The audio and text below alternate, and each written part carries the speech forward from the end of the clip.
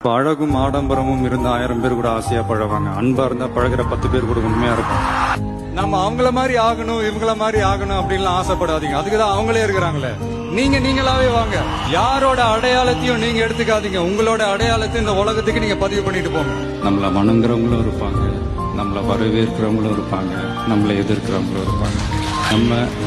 நம்ம வேலை நம்ம கடமையை செம்மையா செஞ்சுட்டு அந்த நதி மாதிரியே போய்கிட்டே இருக்கணும்.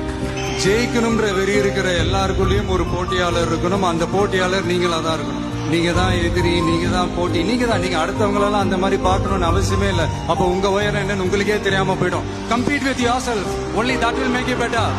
நாம ஒரு செயல் செஞ்சா அது நமக்கு நல்லது நடந்தா சந்தோஷம்தான். ஆனா அதே செயல் நம்ம சுத்தி இருக்கிறவங்களுக்கும் நல்லது நடந்தா அதான் சரியானதும் கூட.